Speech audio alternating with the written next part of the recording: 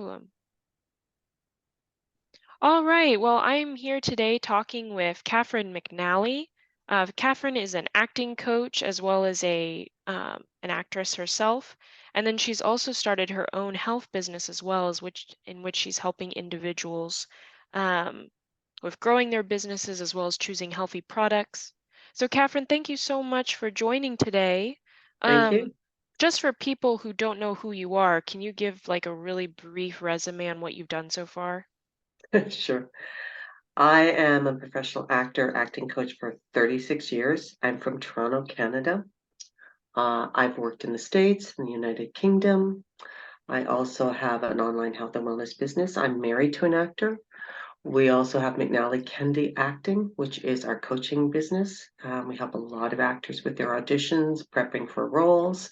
And we're also have a 22-year-old young man who is our son. And he was a professional actor when he was a child. So we have different avenues of that. And we're also members of the Association of Acting Coaches and Educators, which is a regulatory body in Canada that to really adhere to code of conduct and ethical practices for coaches, which is really important.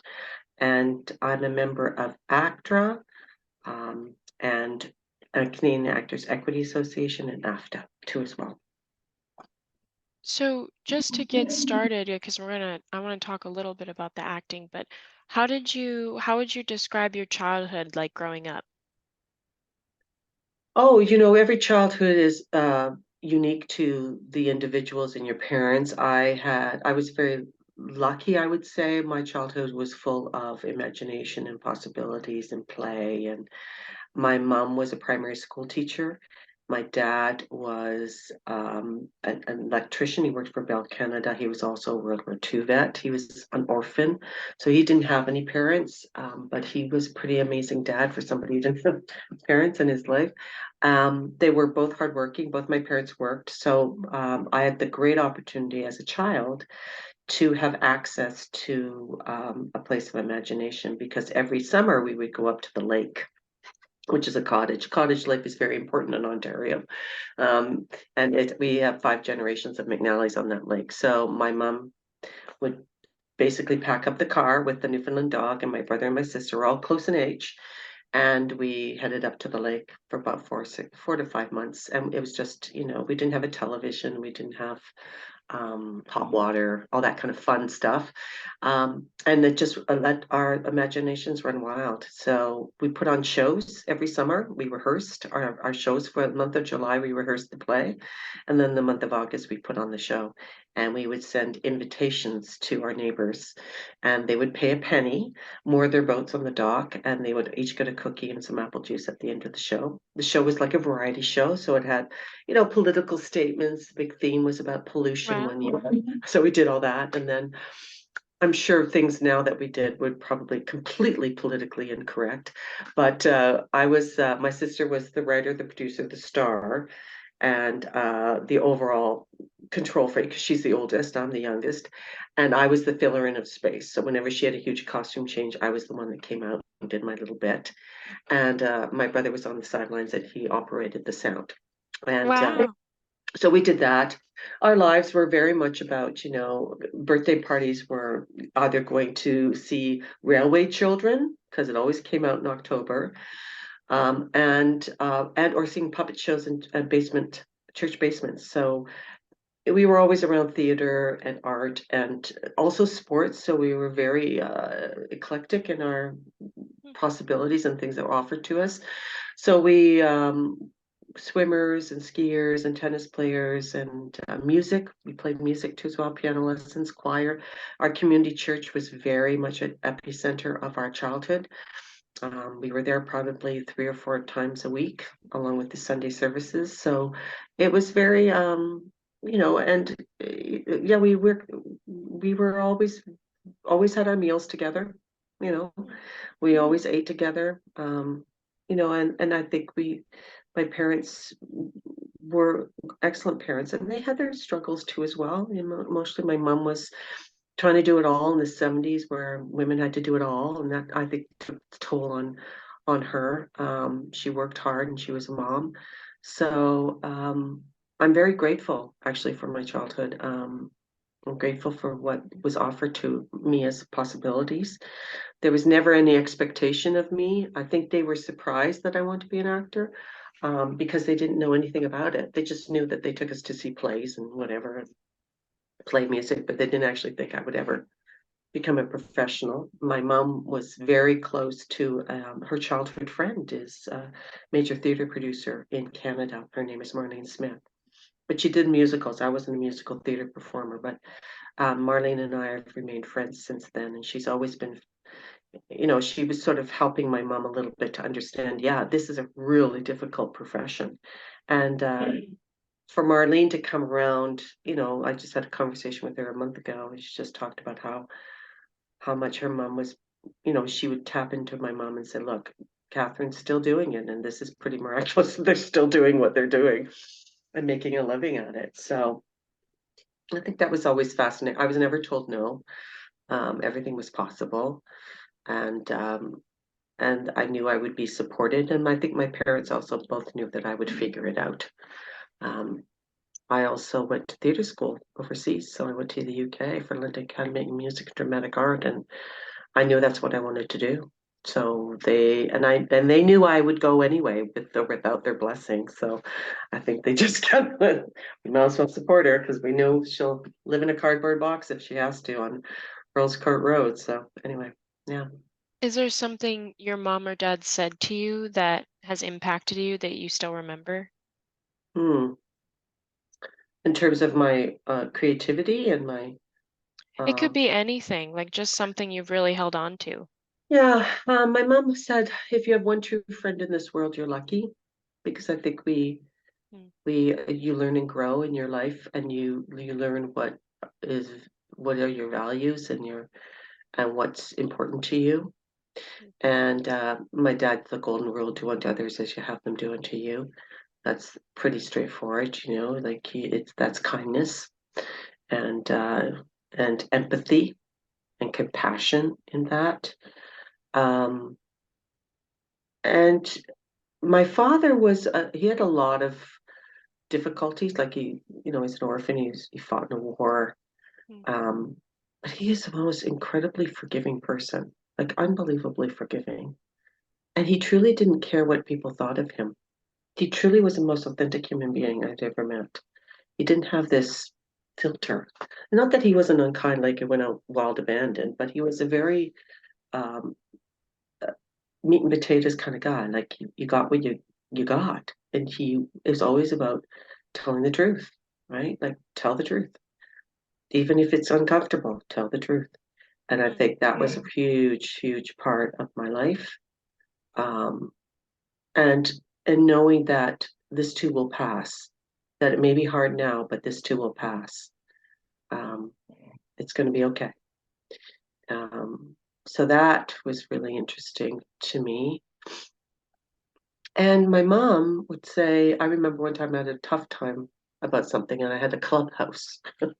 My little clubhouse underneath the stairs was my space, and I would go in there and I'd hide, or I'd play out things, or my dolls and my actually had lives. Like, that, right? Like our Yeah. dolls, our Reagan Yankees and our Chatty Cathys actually had lives. And it's particularly when you left them there, that they had a whole life that you didn't know about until you saw them. And I would go down there if I wanted to get away from things or something. And my mom said, look, you can't hide from your feelings. You have to share them. You have to talk. You have Mm, to, and you have to talk to somebody that you trust, right? You just can't spew it to anybody, because it's an honor to share your feelings, right? Like it's an honor when someone shares them with me. mm. It's not something I take for granted, right? So I think my parents were that too as well. Yeah, that's what they gave me. What do you think so far in your life has been like a beautiful season or just something that's made life really beautiful to you? Oh, like an event that happened in my life, or It could be an event, it could be a person, it could just mm, or even something now that makes life beautiful. Like if you're like mm, this is something that just really makes life full for me. mm. I think there's many seasons. as you age. I mean, I'm in sort of I guess, the final chapter, the final act. If you want to break life down into three acts, I'm in sort of the final act of my life. And there are many seasons that go through. For me, each act has a different season that resonates. Um, I think for me now, in this third act, would be uh, uh, the understanding that life is fragile. So, what does that mean? That means that every day you're present with the people that you love. Mm, So, I and my husband and I went on a trip just recently. Just got back from England and Scotland, and to cherish just those moments of grandeur of nature. Like every moment I look out the window, and how many times when we were looking at the Glencoe Mountains and the Highlands, we went, "Holy crap! Holy crap! Holy crap!" Like things are bigger than me, right? Like you realize life is bigger than you, and that it's going to be okay. And I know that's hard now, particularly what's going on in the world, mm, which is so wrought with pain and power, abusive power. I find that there's moments, simple moments of kindness that resonate and that you can be a part of. I think there's a difference between optimism and hope.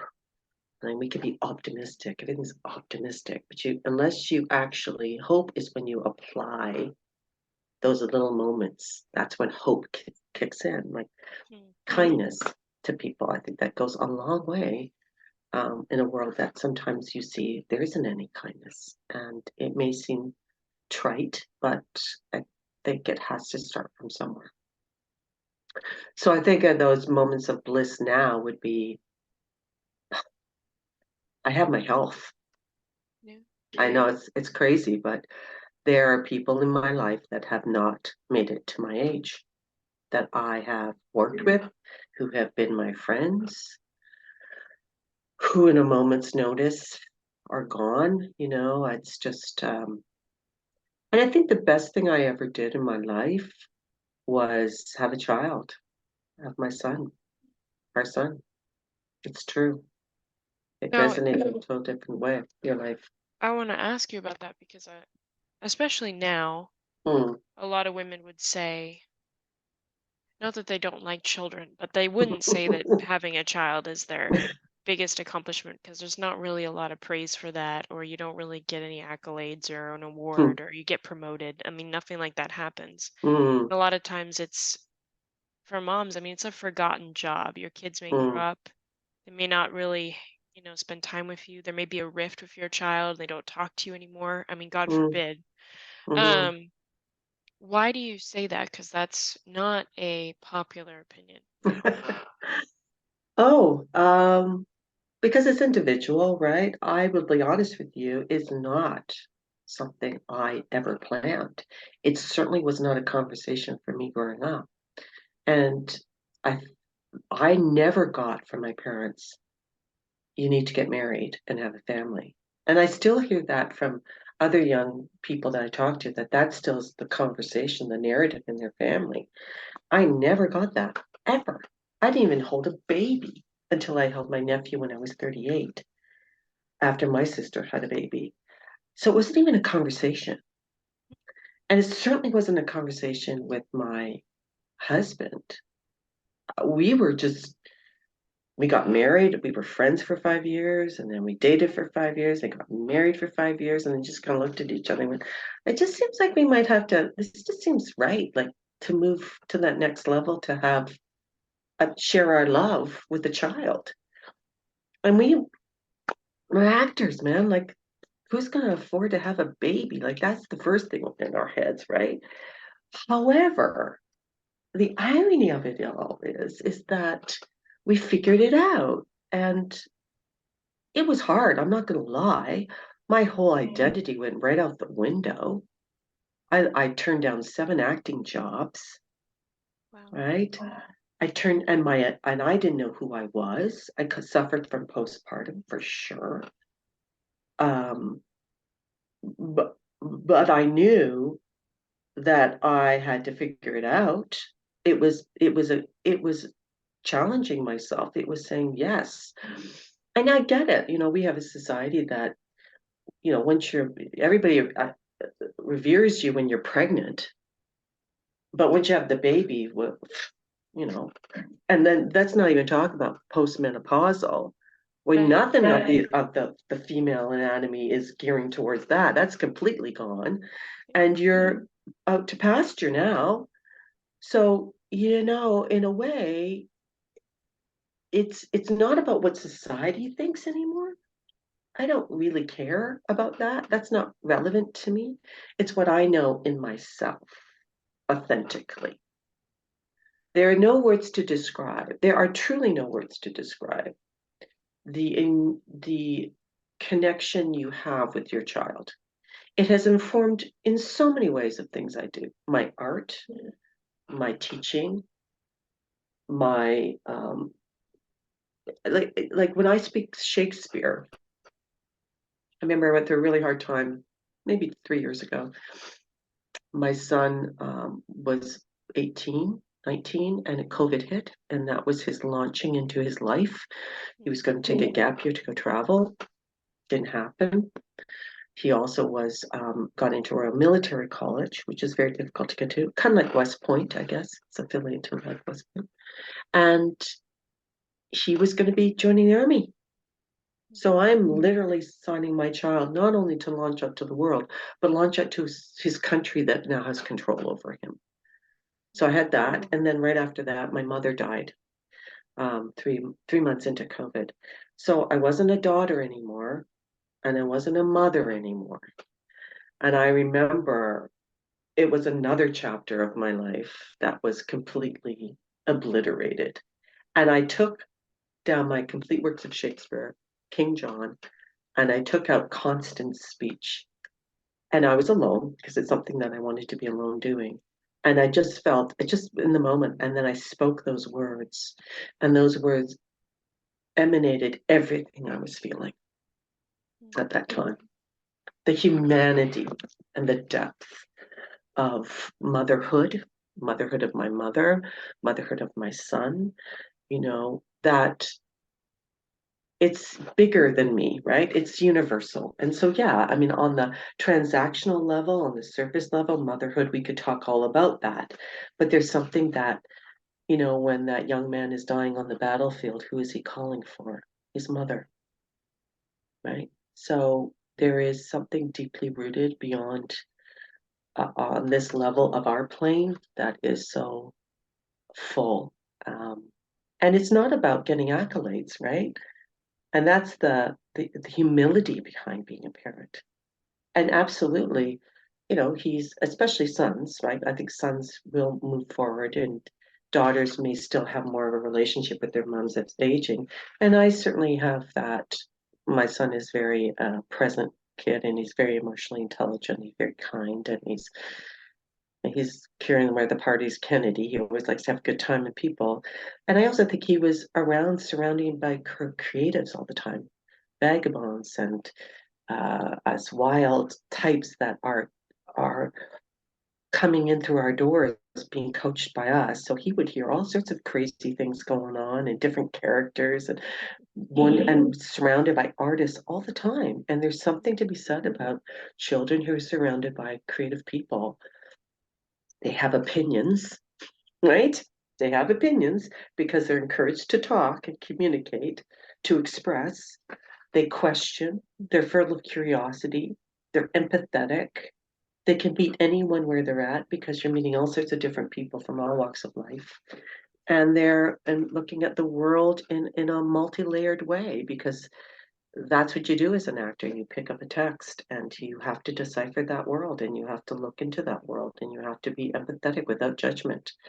And so it's something really fascinating. I've been around other mentors of mine who have had children, actors who've had children, and they're very they have very interesting lives. Not necessarily all be actors. One is working for the UN. One is working internationally in um, um, uh, social justice. Like there's all sorts of different components of their life because Mm. they've learned to be creative and innovative and work with people and embrace people where they're at. So I think we have to really look at what, not through the patriarchal lens of what motherhood is, but look through ourselves. And motherhood can be manifested in many different ways.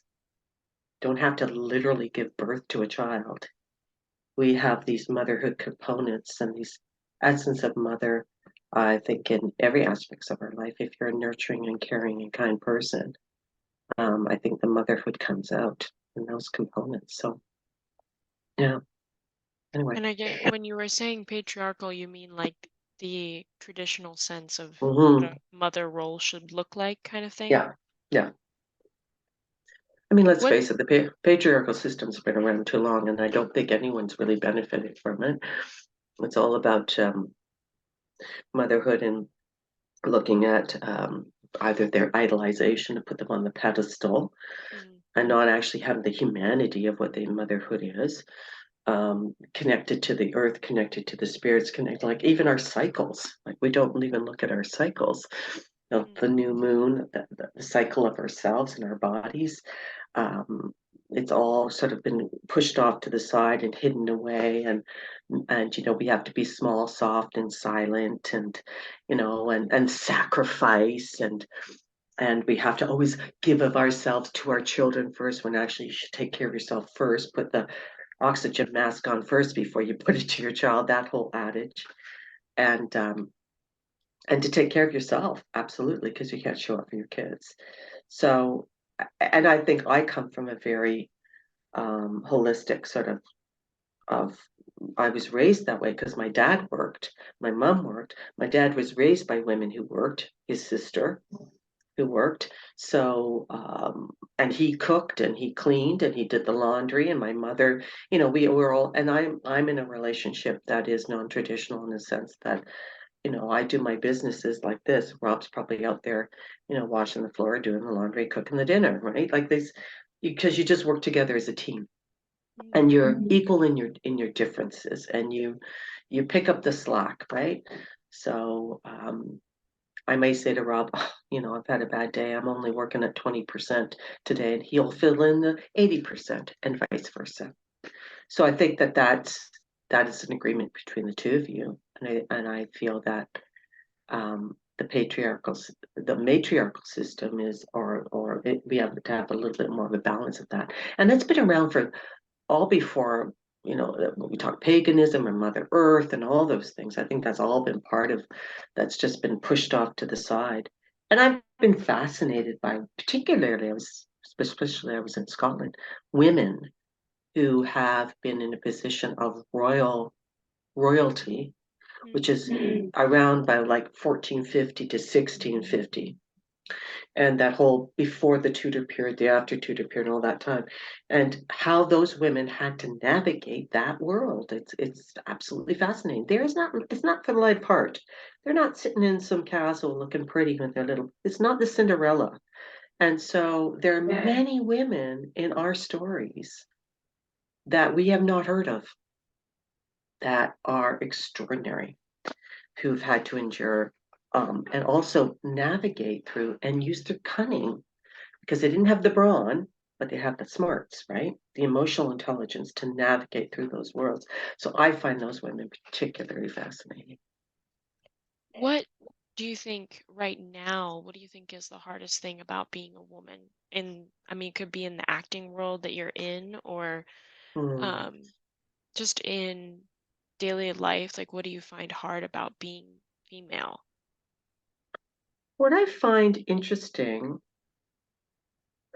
it's because I guess I'm older now. I also, I think it's finding those cross generational relationships between younger women and older women, Hmm.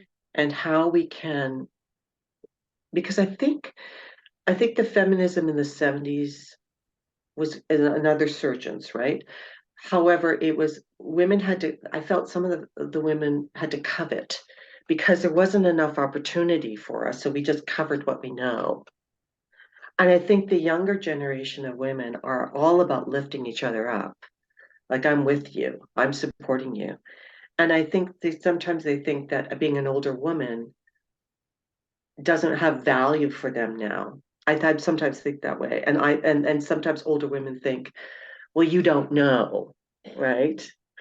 And I feel like there's we have to embrace the wise woman, the hag, and the hag's not a bad thing. The hag is the one who's been around, who's learned, who's grown in a multi, not just with like knowing how to do social media and stuff like that, but actually mindset, spirituality, the world, how you navigate through it.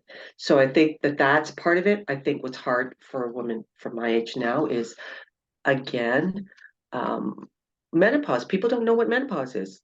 Like even my own gynecology, like they don't understand it. And even women, younger women think, well, I'm not going to be like that. Oh, yes, you are. You're going to be there. Like you're going to be me in 30, 40 years. Like you're going to look in the mirror and go, what the hell happened? And try not to go through that lens of what you were in your 20s, because you're not in your 20s.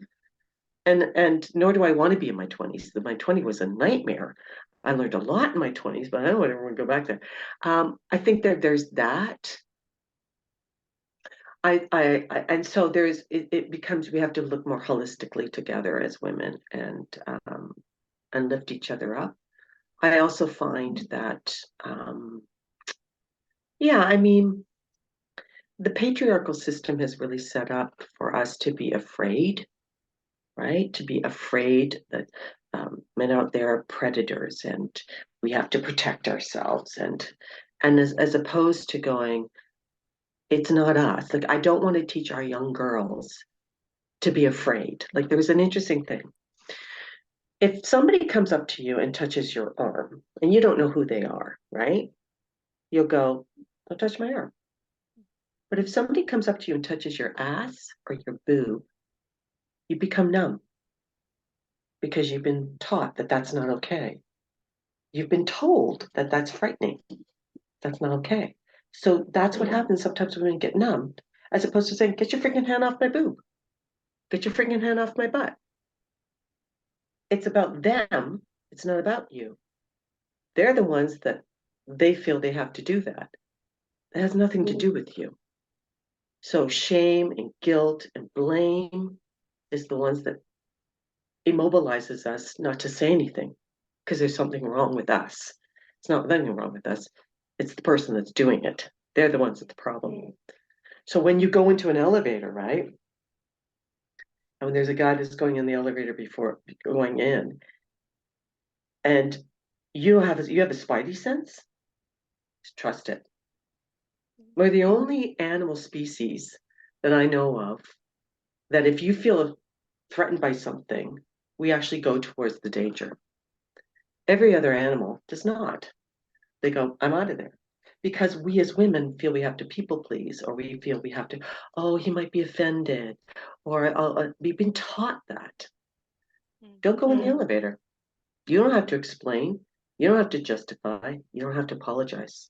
Just say no, or don't even say anything. And so that's just an example of you don't have to be nice. There's a difference between nice and kind. Nice is saying yes to your face and no to your back. Kind is you can be kind with boundaries. It's okay to have boundaries and be kind about it. Say no, thank you. Right. So I think that's if you're going to swing around this full circle, I know that's what my parents have taught me. Right. So I just still think there's this component of fear to speak out with the fear of offending, and you're not. Like I think there's still that component of the disease to please. You can be kind and say no, thank you. And the same thing with friendships, with female friendships. I think we stick around in female friendships when we know we don't want to be in that friendship. And just because they're female doesn't necessarily mean I want to be friends with you, and doesn't necessarily mean I want to participate in gossip or belittling or those girly things that we did. Doesn't mean you can participate in that. You don't have to. You can still be friends with a woman and still have really meaningful, kind, fun, joyful things without gossip, without talking about somebody else, all those things, right? And that's a preconceived notion of what female friendship sometimes is. I know that's very general, but I think that's changing too as well. And it's okay to say, I don't agree with you and still be friends with you. Or I can meet you where you're at and say, I may not agree with that, or we can have a conversation about it without being offended by one another, right? I think there's that. Um, I sometimes worry, not worry, but I guess I'm a mom of a young man who is kind and loving and all those things, and his friends are kind and loving young men, but they're not getting the sound bites, right? They're not getting the celebration that there are really lovely guys out there that really are there for you, right? We always hear the the slime buckets, you know, and we hear about those Yeah. Harvey Weinsteins and those kind of people. We don't hear about the good guys, right? And and sometimes I think women don't see them, so maybe they get attracted to the bad boys, and they actually don't see the actual Yeah. nice, good people. And it's okay. You don't have to have the bling. You don't have to have the flash. If he shows up, he means what he says what he means, and tells you the truth, you're good. You're good. And have a few laughs along the way. Humor is so important in life. Like humor and hope and compassion are so important in life, when no matter what gender you are or how you identify. Yeah.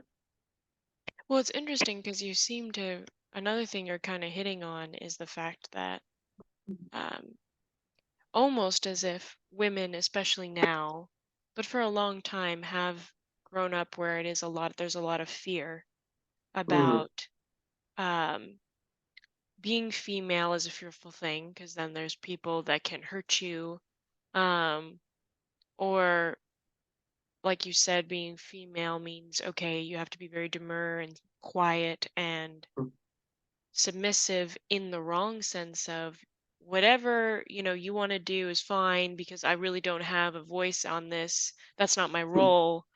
um and it's almost as if, I mean, and correct me if I'm hearing you wrong, but you're encouraging like the reason why you didn't grow up as a fearful child or your son didn't grow up as a fearful child is because you didn't cultivate fear. It was more of, this is mm, who you are.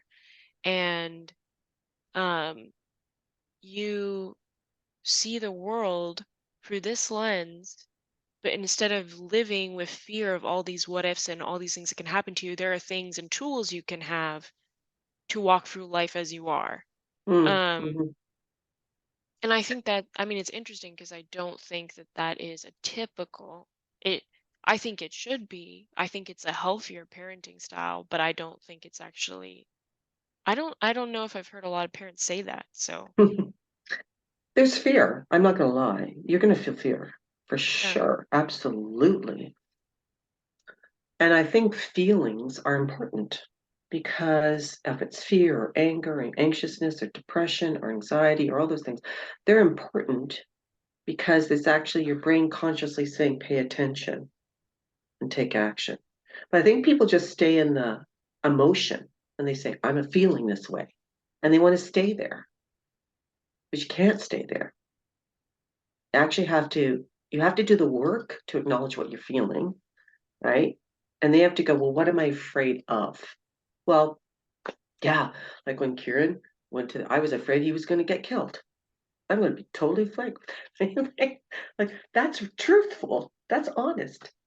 And then I go, well, life is fragile. And unfortunately, I don't mean to be flippant about it, but I actually have no control over any of it, right? The only control I had really was when he was in my belly. But once he was out in the world, it was tearing down eventually from that moment to him being on his own. Do I miss him? Of course, I miss him every day. Do I sometimes would love to go back to the toddlerhood days? Sure. When I was in the toddlerhood days, I was going, oh my God, I just need to sleep. You know, it's all relative. Do I? Absolutely. And I think people is fear is a very big feeling. Like it's not something that's trite, right? And then you have to actually look at what that is and sort of take a step back and look at what am I afraid of, truly. Like I'm afraid of flying. But I know when I'm literally in the air and I go, well, I'm here now. Not much I can do about it. So better start focusing in on watching that movie or I always love playing the games of finding the hidden objects, particularly during turbulence. That's a real focus thing for me. Um, but I have no say in it. I can't control it. Worry is just a means of control, and I sometimes think it's just a bad habit that you maintain, right? People worry, worry, worry. Yeah. What's it going to do? What's the worry going to do? You're going to what you're worrying of the worst case scenario, because if it actually happens, save the energy for when it actually happens, not for what it might happen, right? What So, I mhm, it's interesting because you're touching on a little bit too. I know you mentioned spirituality and mentioning even with your upbringing, being in the church. So mm, you're surrounded by, in many ways, religious hope. There's a lot of hope in mm, most religions. mhm, Um, what for you, like what gives you hope? Because like you said, we live in a terrible, well, we live in really hard times, especially now. yeah, We had COVID, and then we have what's going on in Israel, and we have just a mhm, lot of innocent people who are just mhm, killed. And then you just have people that are 20 years old. I had a friend of mine, her friend, he was just driving, he got hit, he was 20, he's dead. mm. Things like that where it's just what gives you hope because obviously this life is not perfect and it's not going to be Yeah. perfect. Um, well, hope is in the moment. It's not the past and it's not the future. It's in the moment. So if I think about the past, that means I'm living my life through the rearview window and I'm looking back there. I think you do have to look at where you're going for sure. You have to be present in the moment. And I know oh, it's so ooga booga, kumbaya around the campfire moments, but I think that's the only way. I remember Dr. Stephen Lewis. I don't know if you know of him. He's an extraordinary human being and he's a Canadian advocate, and he worked with African countries to support and help through the AIDS crisis. Mm, And his wife is a well-known feminist in Canada, Michelle Landsberg. And he's an extraordinary person.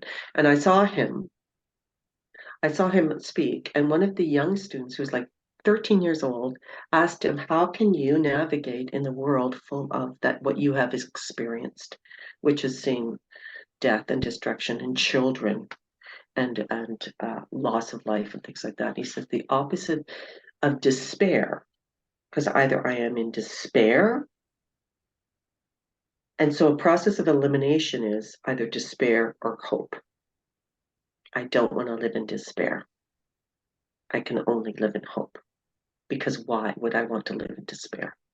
So it's almost like a choice. And I know that may not be the answer that maybe is resonating, but I think that's the only thing. And I think, you know, for sure, it sounds, and it's just going to sound really, maybe hopefully not insensitive, but young people have been dying for centuries. They've been before their time. Children, sometimes they didn't even make it through the birth canal. Um, death rate for infant death rate. If you go to any cemetery in any old village or town, you will literally see children on their time. yeah. I'm not, they don't make it. It sounds like, so what is the conversation of parents who had those children? I don't think there was any less sadness or loss, any less loss, but it was almost to the point where I went, well, out of my 11 children, I at least have three survived Mm, by the nature of it. And not to take away from it, but I, I, there is a lot of emotional and psychological and mental health uh, suffering, I think. I think that comes from exposure to more information that probably more than I would have been exposed to because of social media, the immediacy of information that comes so rapidly. And they also would, I think that the problem that's happening now is you get these sound bites of 30 seconds or a minute and 30 seconds that are on TikTok, whatever, but you're not getting any critical thinking or processing attached to it. You're just getting the images. So people scroll on their phone and they see everything that's happening horrible in the world, but then who do they talk to? Who do they navigate with? Do they talk to your friends? Or did you see this on this? But do you actually have a conversation about it? And I think that's what's missing is critical thinking and emotional intelligence and life skills to navigate through it.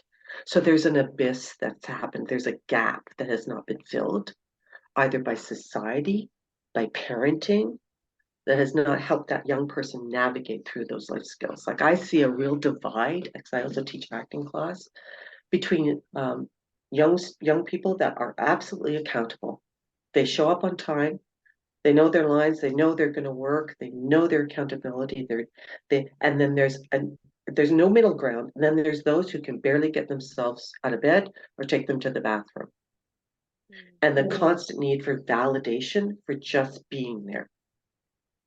So when you have a young person that just needs validation for just being there, for just showing up, there's a disconnect in society around that because I, I'll do it. I'll validate you for being there.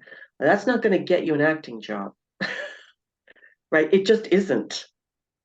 So then there's the element and I worked an actor through this. She said, I'm dealing a lot with mental health right now. I have to do my performance today. I'm not going to do it. I can't do it.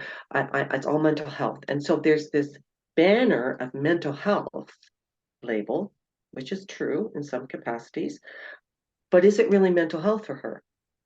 She's anxious. Of course she's going to be anxious. It's directly related to the performance she's going to do in an hour. Uh, So it's not mental health. It's a feeling. Honor it. So let's take action with that. So I sat down with her, and within 15 minutes, she knew her lines because I heard her and I went, let's just take a breath. You've been working on this scene for 4 weeks now. You know it. But automatically there's nobody helping them to go, it's not mental health right now. It's just you feeling your feelings because you're a person. And we have to help you navigate through that. There's a difference. Like if somebody said, I'm feeling anxious right now, and they're just sitting there on the bus with, and everything's fine, like there's nothing directly related to them being anxious, then that might be a mental health issue. But if it's directly related to the present moment, of course, like I feel anxious every time I perform. I feel anxious every time I teach. Like I come into that room and I go, what's going to happen? What am I going to get?